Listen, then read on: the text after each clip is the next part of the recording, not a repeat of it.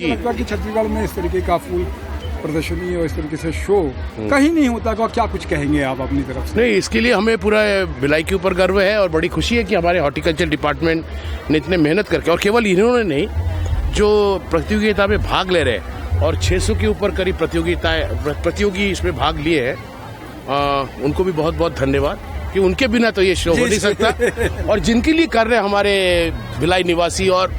छत्तीसगढ़ निवासी, वो आए इतने संख्या में, इसके लिए उनको बहुत धन्यवाद। और हमें खुशी हुई कि हम उनको खुशी दे पाए।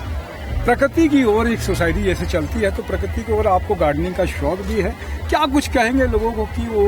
उस तरीके से जाएं, घर में भी लगाएं और प्रकृति के पास जाएं? हाँ, हम लोग प्रकृति से, जैसे हमारे जो ये है शहरें बढ़ती जा रही, तो हम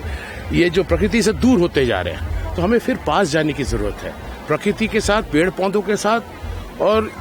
इनके साथ भी जो हमारे जानवर हैं, हाँ, उनके साथ भी, क्योंकि उनके साथ यदि हम साथ में नहीं रहे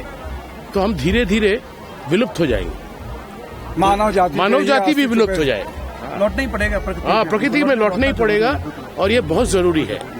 अपनी तरफ से कुछ और कहना चाहेंगे? नहीं, और सबको ढेर सारी शुभकामनाएं इस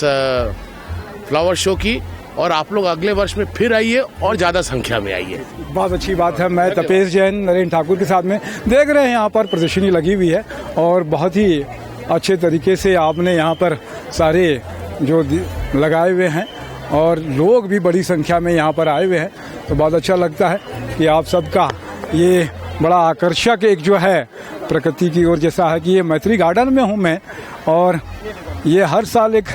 लगती है प्रदर्शनी, तो इस प्रदर्शनी के साथ में आप सब लोग, हम लोग चाहते हैं, तो बहुत बढ़िया लगता है किस तरीके का आयोजन होता है, तो और लोग जुड़ते हैं, तो ये सारे साथी प्रकृति की ओर के हमारे साथ में हैं। तो मैं तपेश जैन नरेंद्र ठाकुर के साथ में, जय जोहार, जय छत्तीसगढ़।